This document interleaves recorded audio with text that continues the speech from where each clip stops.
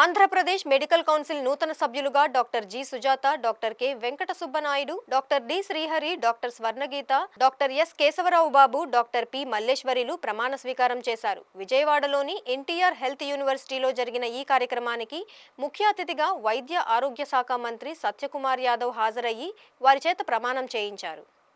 చేసినప్పుడే కదా ఎలా సిస్టమ్ ఫారెన్ లో ఉంటే వాళ్ళు SMS పంపిస్తారు కదా. SMS పంపించి if they don't respond what will you do? You just keep quiet sir. Well, again next 5 years then again we'll send an SMS, then again don't respond, we'll keep quiet. The years together, decades together, many of the doctors have not renewed themselves, which is mandatory for every 5 years. చేయలేదు. దానికి proper mechanism అయితే develop చేయాలి. ఖచ్చితంగా ఈ కొత్త APMC ఏదైతే ఉందో ఈ కొత్త కౌన్సిల్ వాటి మీద ప్రత్యేకంగా దృష్టి పెడుతుందని నేను భావిస్తున్నాను. ఖచ్చితంగా పెట్టాలి కూడా. ఎందుకంటే మీరు మెడికల్ ఎథిక్స్ ని ఫాలో కావాలి, ప్రొఫెషనల్ కాంటాక్ట్ కూడా సరిగా ఉండేలాగా చూడాలా, ప్రతి ఒక్కరికి రెన్యువల్ మ్యాండేట్ ఏదో అది 5 years జరిగేలాగా చూడాలి. దానికి ఎటువంటి మెకానిజం మీరు డెవలప్ చేస్తారో, ఎటువంటి సిస్టమ్స్ తీసుకొస్తారో, ఇవాళ ఉన్న టెక్నాలజీని వాడుకొని ఏ రకంగా వాటిని గుర్తించే ప్రయత్నం చేస్తారో, ఏ దేశంలో ఉన్నా ఏ రాష్ట్రంలో ఉన్నా 5 ఏళ్ళకి ఒకసారి బయట దేశాల్లో ఉన్న డాక్టర్ కూడా ఇండియాకు రాకుండా ఉండరు కదా.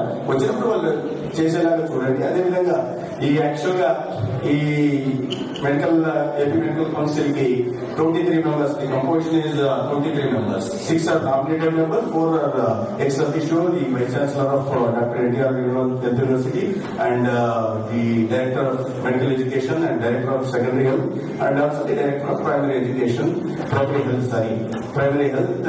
So it's 10 members plus 13 are medical practitioners, elected practitioners, they elect among themselves.